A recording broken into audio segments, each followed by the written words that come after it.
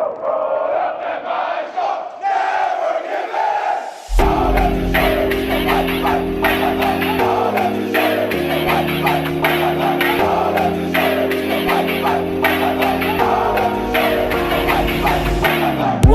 to the Folsom Frenzy podcast. My name is Jake. I'm here with Chase and Sam and a very special guest, which we'll introduce here in a second. But it's been a while. We're good to be back. We took a long break over the off season, had a lot of life stuff happen, and we're excited for this upcoming CU football season and had to come back to the podcast with a very special guest. We have Camden Dempsey joining us, the newly elected CU football governor. I don't know if elected is the right word or what, but we'll figure it out. But Camden, welcome to the podcast. Good to have you. Thank you so much, you guys. It's very good to be on. Yeah, and before we get started, we'll give some background for people who aren't chronically online. But Camden's a local like us, like half, I think, the podcast. He's an IB student from Colorado, so that's pretty cool. Give him the shout out there. And he's one of the original Buffaloes, as in before Coach Prime. The infamous transfers out. Anyone who's listening to this podcast is already well aware, so we won't beat that to death. But more than that, Camden is a redshirt sophomore studying the Leeds School of Business. Very prestigious. Jake and I both graduated from there. We're both employed, so seems to have worked out. As well as the valedictorian of Lakewood High School, a Betcher Scholar, which anyone that went to Colorado knows that's a big deal. Full ride scholarship here to any school in the state of Colorado. But more importantly, we'll steal your fun facts, Camden, but you can touch on this more. His grandfather, Ed Fogel, has been a CU season ticket holder since 1967, one of the presidents of the Denver Buff Club. His family has more than 11 degrees from CU and has been going to CU games as long as he can remember. He's an Eagle Scout, all around, absolute stud, and our long snapper going in to the next season. So we're really excited to have him. Before we even get started, I do have to mention, I think we were doing the math before you hopped on, and all of us combined, our families have, I think, an equal number of degrees from CU as your family does. So that's very impressive because we are all CU families through and through, but 11 degrees, I don't know if anyone listening can beat that number. If you can, please let us know on Twitter. But with that being said, I think the big question in the room is you're the football governor, which, for someone, my wife might think that that's a position in football, but as we all know, that's a specific role with the team. So tell us more about that, kind of how you got the role, what the role entails. We saw, if people haven't seen it yet, a great state of the program address, very formally given from a lectern. So tell us about it. Yeah, no, so it really kind of all stemmed out of that leadership conference. Me, coach, and the rest of the team, we all went up to the mountains, had a great time, and we spent a lot of time talking about the future of the team, the leadership, kind of what we want out of this next year. And we got talking, and this was like one of those like 3 a.m. type conversations that you have, with your best buddies, but it was like with the great leadership of our team happening like in a beautiful cabin up in the middle of the mountains. And we were kind of like, hey, there's a lot of news coming out right now about our program, and we don't really have any way to, actually talk about what's happening in our locker room. A lot of people like to talk on the outside, but there's no way that we can really kind of combat the narratives that are being told about our program. So coach and I kind of discussed and decided it'd be best if, I have been lucky enough to be a really good speaker. That's something that I think at Leeds I've kind of developed and have managed to develop that skill. So going into the season, coach was like, hey, why don't we have you represent your teammates and give them a voice? Because, the guys outside the locker room can say as much as they want, but we want someone who can actually talk about what's going on in our locker room and represent the guys that, I play with every day. So that's kind of the genesis of the role. But coach was very clear, like, I'm able to, fully tell the truth, talk about the program, but also turn this role into something of my own. So at least for my purposes, what I'm trying to do right now is turn it not only from telling the truth about our program, but also advocating for our student athletes, whether it comes to our NIL deals, whether it comes to community service engagements that we're doing as a program. There's so much good that we do as a program, and outside of just what we do on the field, and I don't think enough of that is talked about in the media. Everyone just likes the flashy headlines that, gets some good comments, but there's not enough being said about all the good stuff that we're doing as a program right now. So that's kind of where the role's at. It's all very new to me, but it's a work in progress. So I'm, trying everything out. That's awesome. Yeah. And and kind of a fresh perspective, right? Because as everyone knows, Yep. a lot a lot of people didn't pay attention to Colorado football for a long time, and so to have so many eyeballs all of a sudden, and frankly a lot of critical eyeballs, is definitely refreshing to see someone, as far as representing your teammates and being that voice. Have you found that generally everyone's kind of aligned? Have you reached out individually? What is kind of the thought process? I'm sure there's been a lot of frustration in the locker room as far as you know uh, things being said about the program that are just patently false, or people misrepresenting things on the way out, stuff like that. Exactly. No, I think that's a big portion of it. I think half of it comes from guys who are just, we're working our tails off every day in the weight room, outside, and the only way we can ever get back any of this stuff is through Twitter or saying something to a reporter. But most of the time, reporters don't want to hear oh, that's not true. They just want the headline, like I said. So it's difficult to fight back against that. And, Coach has said, he's like, I can't say anything back against that stuff because if he says something about an article, that's he said the equivalent of him firing a bazooka, right? Like that's like big news. And so he wants it to be more player led. And I think that's something that I really respect. And it's a great new feeling. This governor role, I think, has not only empowered me, but empowered a lot of my teammates to feel like we've actually got control of our program. Like just take a step back. In college football, I don't think there's ever been a role like this unless you talk about like a team captain. Like a role where you can advocate for your teammates, where every day I'm going into each position room and saying like, hey, tell me about your guys, tell me if there's anything cool going on, tell me how practice went, tell me updates, and sourcing that news and trying to tie together our position groups. So if I know that one guy is doing a great NIL engagement, another one's doing like a really cool community service project, we can try and combine them or do really cool stuff that way. So I think it's a really innovative approach in terms of a new position that allows athletes to have a voice. And it's something that I'm really excited to see where it goes, especially heading into season. Yeah, it sounds like just such an awesome position. Something that I'm interested in is how did you initially make that connection with Coach Prime? Because it seems like your goals are very aligned. It sounds like listening to hear you talk, it sounds like a very similar message that's being sent out by Coach Prime, where maybe there are some other players that maybe didn't quite connect the same way. Like how is that relationship formed? Yeah, so I can tell you my first interaction with Coach, I'll never forget this. So it was after the meeting in December, November, whatever it was, and it was during our spring workouts, and those spring workouts were probably some of the toughest of my life. And we're at practice, and he comes up to me and he looks at me, and he's always willing to make accommodations for people, and he's like, "Hey," he's like, "You're a long snapper." I was transitioning offensive lineman, long snapper. He's like, "If you do half of the reps." He's like, you're done. Because I looked like I was dying. Like I was red in the face, just like miserable. And I kind of looked at him and I'm like, is this a test? I'm like, did I do something wrong? Did I screw up? Like, am I going to be like, sent to clean out my locker if I did something bad? And I kind of looked at him and I said, Coach, I said, I'm not going to let me cheapen my teammates like that. I said, I'm going to finish the reps. I'm going to stick around here. And I think he thought I was kind of crazy because I did look like I was like one more 40 away from a heart attack. But he seemed to really like that. And I think one of the big things too is I was rehabbing back from an ACL and kind of on the very last stages of rehab. And so I would consistently go into the training room and I'd always see him in there. And we kind of just got to talking, and that's something that I think really paid off because we connected not only on like the football side of stuff, but more so the business character side of, I guess our values just align very well. I really respect the approach he has towards coaching and the approach he has towards not just being a coach, but also developing young men. And that's something that I think that we've just really clicked on. And so ever since, we've had a great relationship and it's kind of turned into something really cool. I love that. That's great. So you alluded to it a little bit, but what is Coach Prime really like as a coach and also as a human being? You said the practices were really hard, the spring practices, and Mhm. and you also mentioned that your guys' values aligned. So yeah, I was wondering if you could just touch on that, both on the coaching side and as on the personal side. Yeah, so I'll start with the personal side. Like at the core of it, he's an amazing father and he cares about every guy on the team as if they're his kid as well.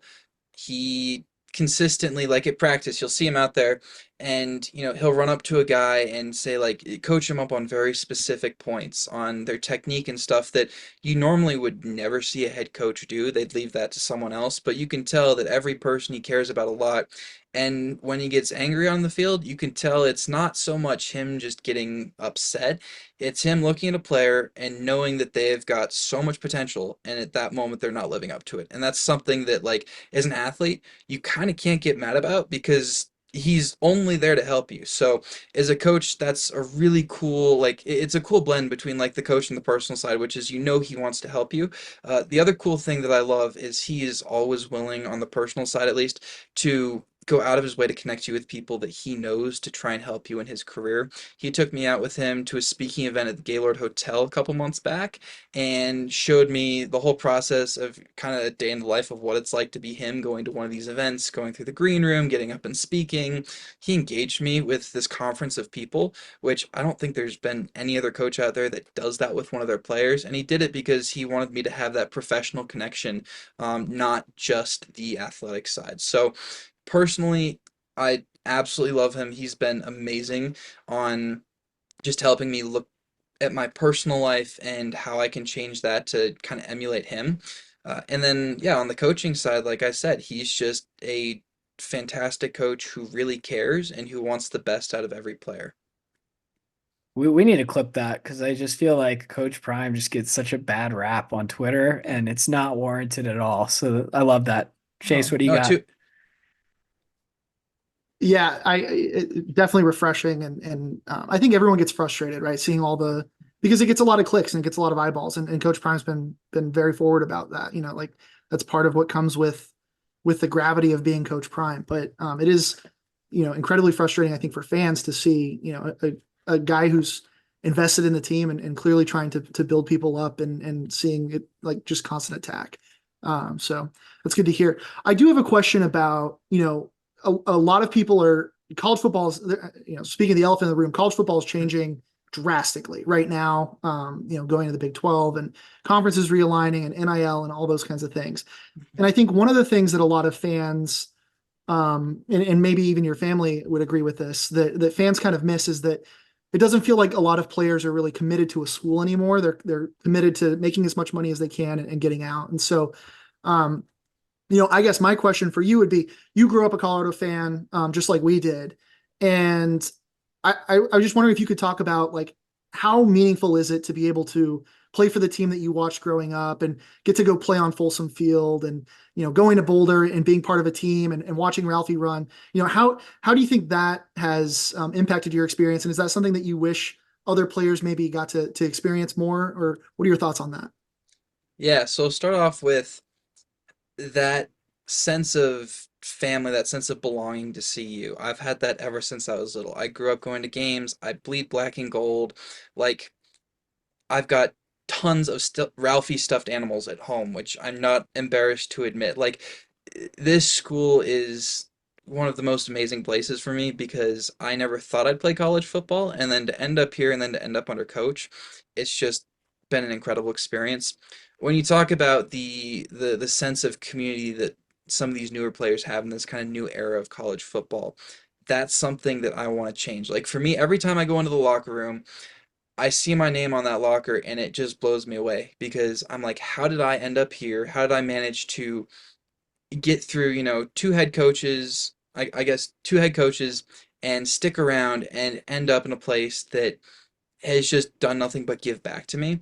So that's part of the other role that I'm trying to do with this governor role is really going to be not only helping advocate for teammates, but on the flip side, I want our teammates to not only feel the connection to the school, but I really want them to invest back into the community because the school has given so much to us.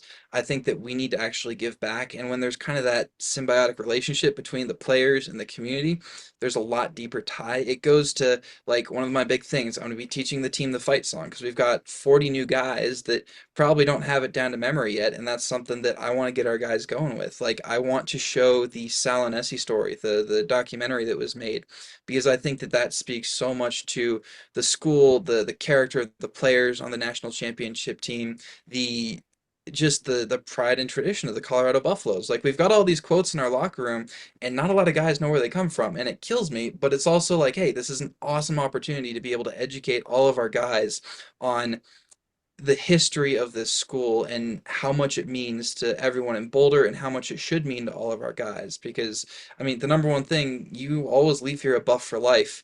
And I think that's something that I want to instill a little bit deeper into all of our guys.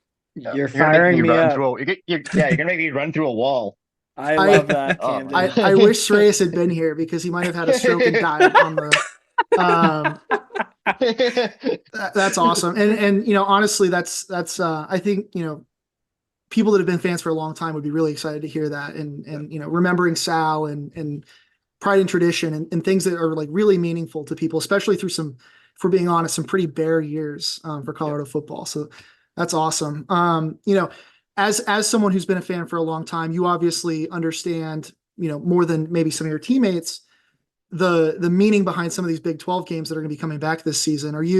First, I want to know, are you excited that we're making the return? I know when you were recruited, it was a Pac-12 school that obviously basically no longer exists. But I'm also curious, Big 12 is not the same conference when we left it, as you're well aware. And so it's kind of interesting going back. Are there any games that you've really circled on the calendar that you're excited about just for nostalgia reasons, or what's kind of pointing out to you? Yeah, so I'll tell you, first of all, I'm super excited for this move to the Big 12. One thing that I'm going to be working on, this is separate from the governor role, but it's something that's really cool that our athletic department has allowed us to do. I'm working on the Big 12 SAC, which is our Student Athlete Advisory Committee, and I'm basically helping transition CU from the Pac-12 to the Big 12 come August 1st, and everything that entails. Like our homecoming game is going to be awesome. We're getting like inducted into the Big 12, like that's going to be super exciting. We're going down to Dallas and we get to kind of write the new rules for this conference and all the changes that come along with it. So it's really cool to be on the inside, like as an athlete, and have a voice in how our conference is going to function, some of the bylaws, how the NCAA is looking at some of this new stuff when it comes down to NIL, transfer eligibility, stuff like that. So that, first of all, is really cool. But yes, I'm super excited for Big 12. Just the number one game that's on my calendar is Nebraska. Like that is like, to me, CSU, that doesn't even count as a rivalry. Like we always beat them. It is always Nebraska. That is the number one game that I am just so excited for. Because I mean, God, it's Nebraska. How can you not want to just go out and destroy them? Perfect answer. No notes. Perfect answer. God, I wish they were back in the Big 12 with us. I hate them, but I wish they were there Yes. with us. So following up with that, you mentioned the Big 12 committee, and earlier you were talking about the leadership retreat. I'm Mhm. curious, who are some of the leaders that have really emerged on the team? I mean, you see the L on people's jerseys, but Mhm. even aside from that, who are some of the biggest leaders that you've seen on both on the offensive, defensive, and special team side of the ball? Yeah. So Jeremiah Brown and Shane Cokes, those two guys are just, I mean, they're dogs. They're amazing. They are some of the first people that I went to when it came to how do I implement this governor role, because they're the number one ones who I trust in terms of getting the word out about things, asking how their rooms are actually doing. When it comes to offensive side, actually, let me go to special teams first. Special teams, Mata and Mark Vassett. He's 27 years old, which is ancient. I think he's like, practically carved in stone at this point. And so he's a rock solid guy. I mean, he's the best punter in the nation. He's such a great personality to be around, and I've got so much respect for him and all the work he's done. And then on the offensive side of the ball, I mean, I guess you could say Travis, because Travis is on offense and defense. But Travis and Shador have done a really good job at kind of rallying the troops around what our mission is. I mean, we're, less than 90 days away from kickoff, and I don't think it's lost on anyone that that is our number one goal.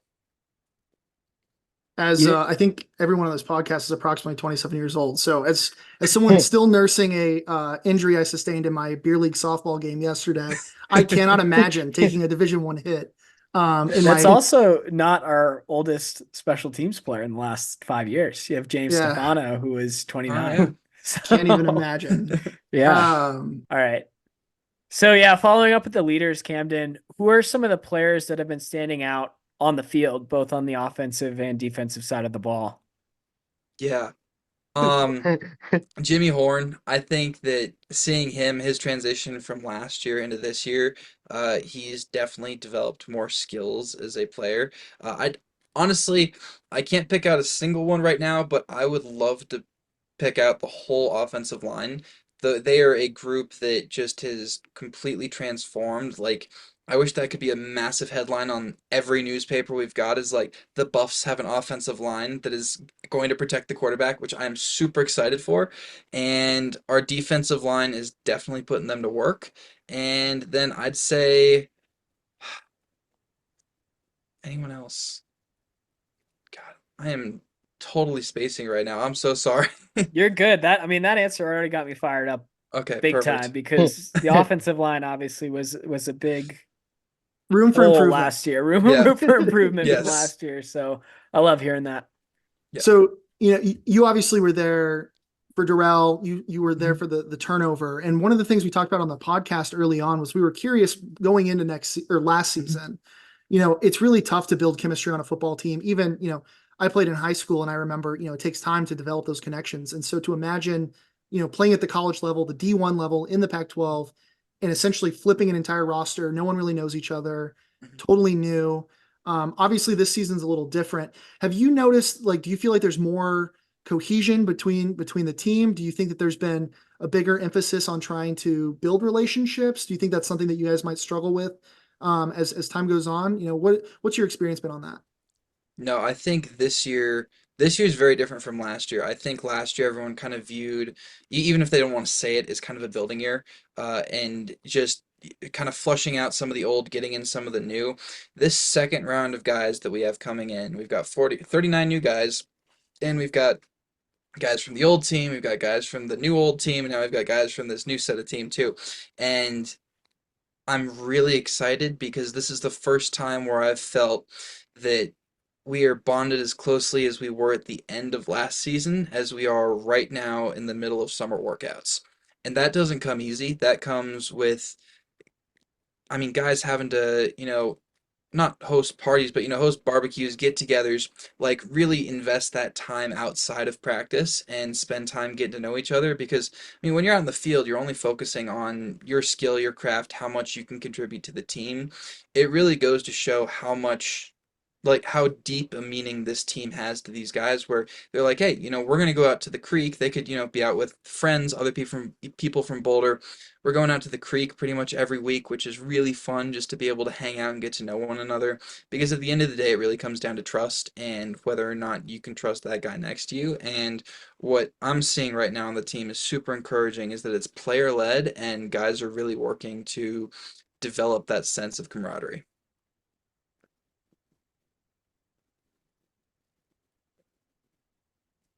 Sam, did you have a question? Yeah.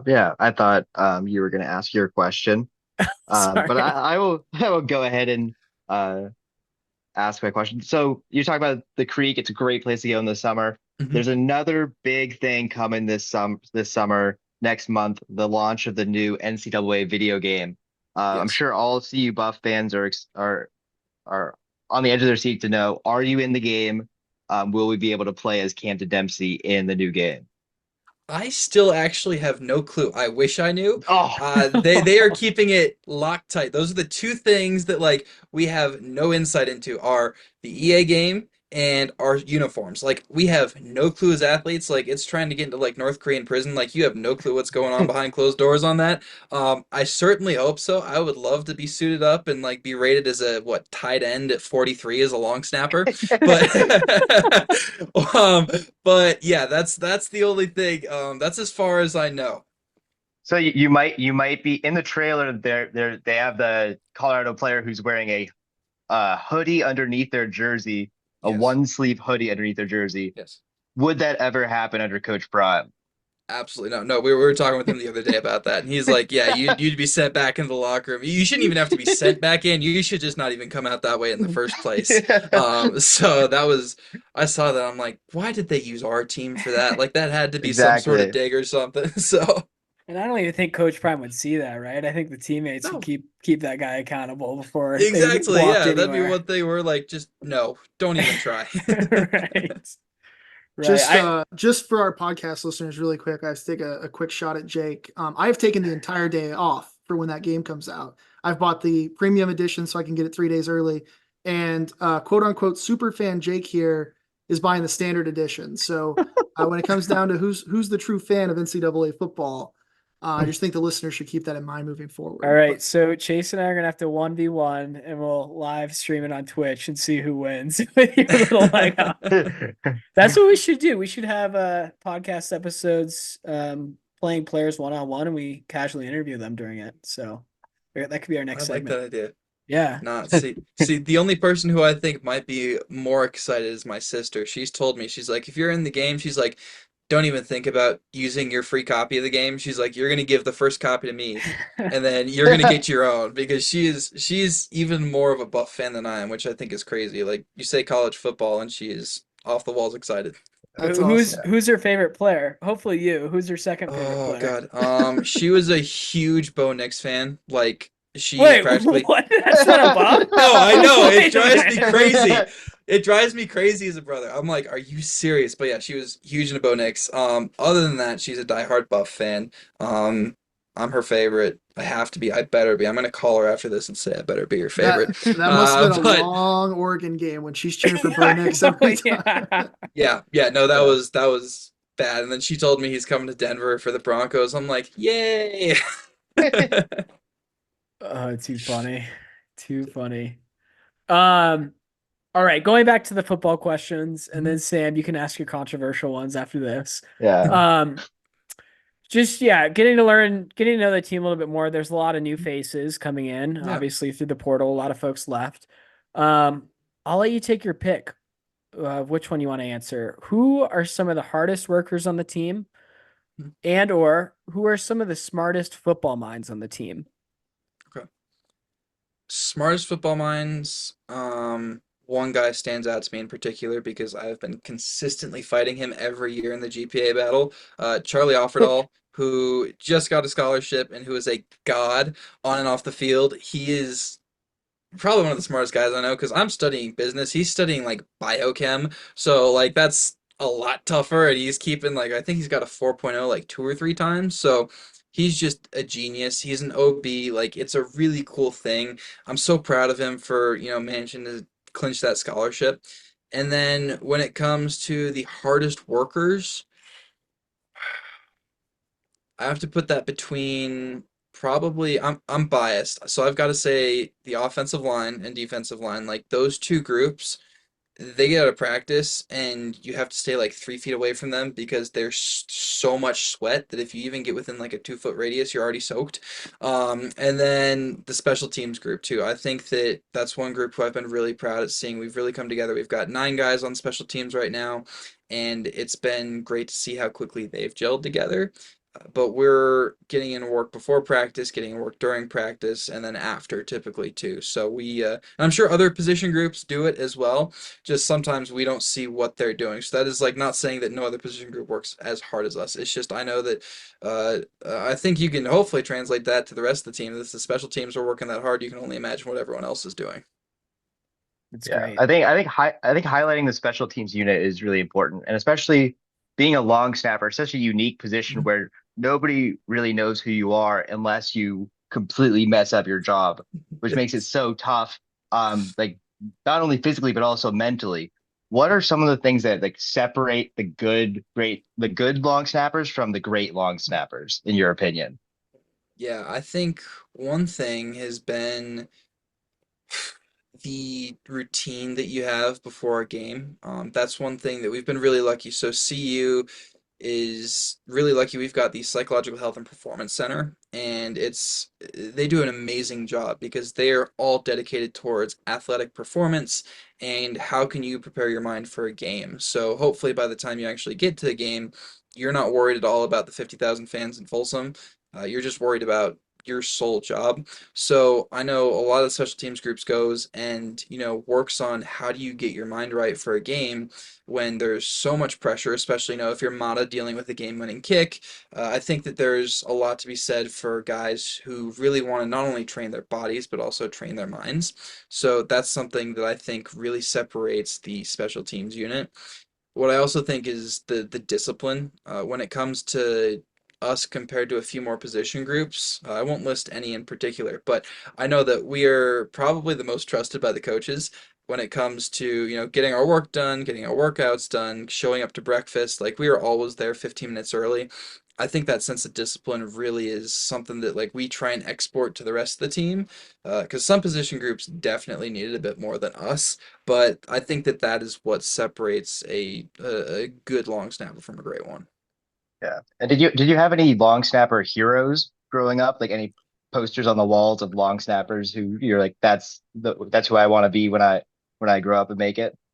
So I grew up a swimmer, believe it or not. I grew up like a 250-pound swimmer when I was in high school, which was Wow. always fun because the other parents would see me hop up on the blocks and they'd be like, "What is he doing thinking he could swim?" And then I jump in and swim pretty well. So up on my wall was always Michael Phelps, which I thought was awesome. Michael Phelps and then Ted Ligety because I also skied alpine.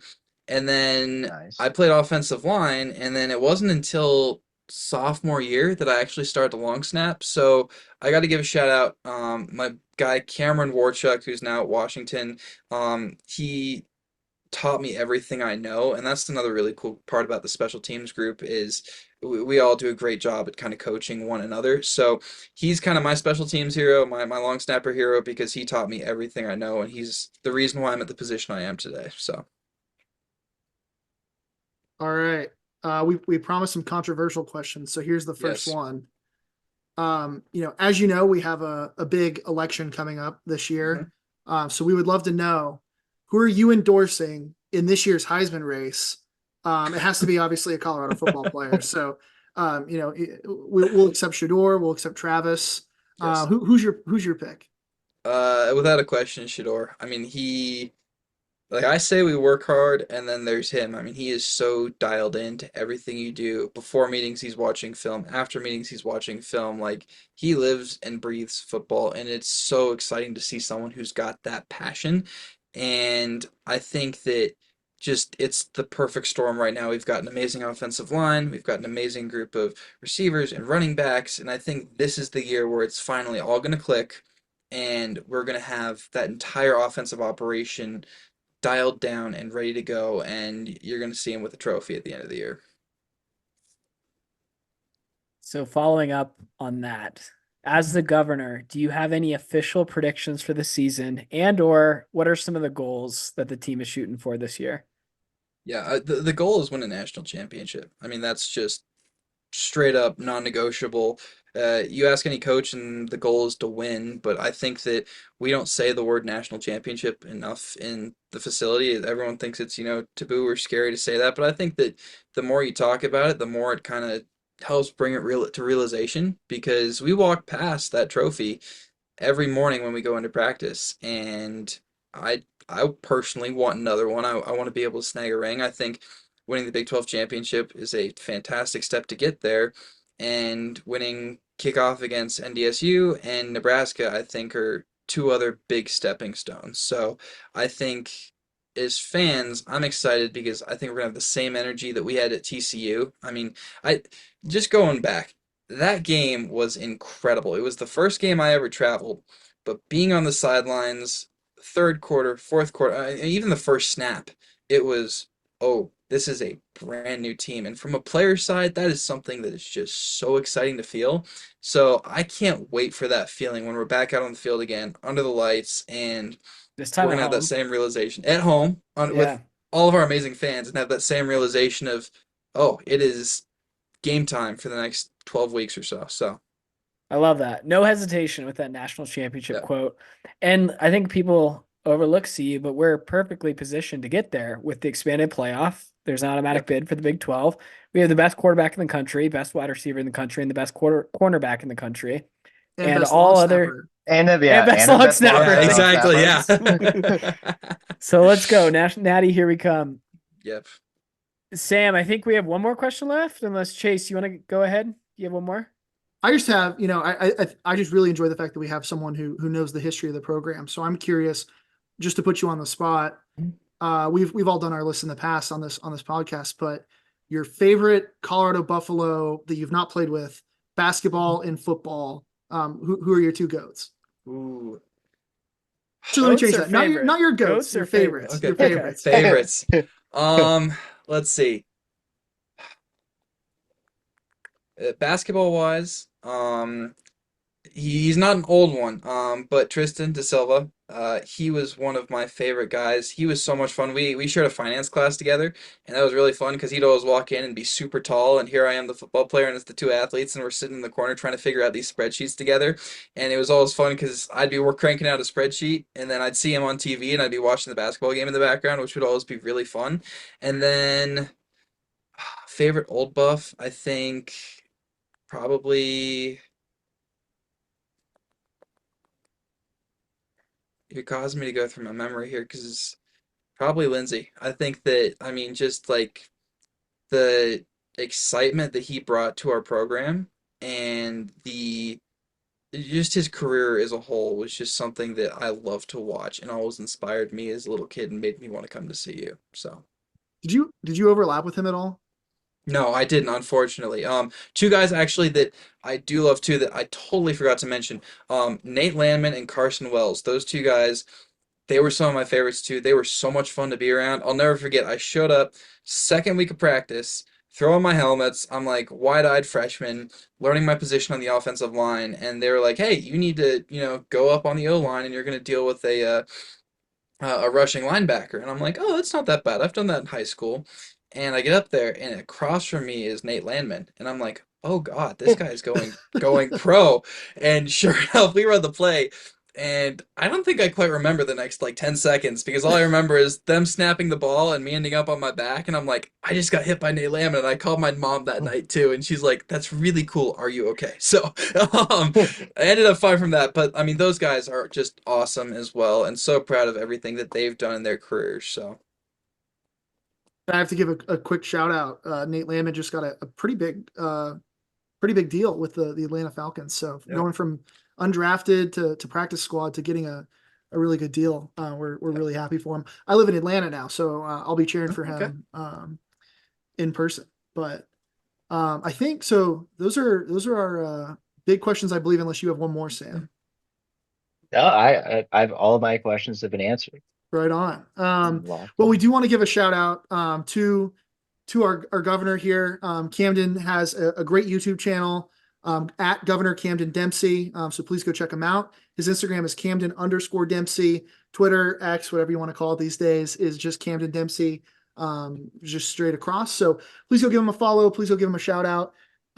We really appreciate you coming on and taking some time, and we're really looking forward to this season and watching all the content, and it's really refreshing. I think, like we mentioned, and I'm sure everyone listening would agree that it's nice to see that there's a voice that is going to be able to give not an unbiased, but a clear, different story from the inside, and that I think a lot of us are pretty bad about being chronically online and reading everything that comes out about the program. So it's nice that there's an actual voice that will be able to provide that. So thank you for taking on that role. Thank you for your leadership, and we're looking forward to absolutely steamrolling Nebraska, but not overlooking North Dakota State.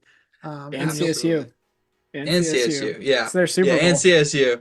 Yeah, they got to get ready for that. But no, thank you guys so much for taking the time today too, and I really appreciate all the questions. It's nice to be with some Buff fans who get the history of this program and who want to do well. So thank you. Let's go Buffs. Thanks, Camden. Let's go Buffs. So,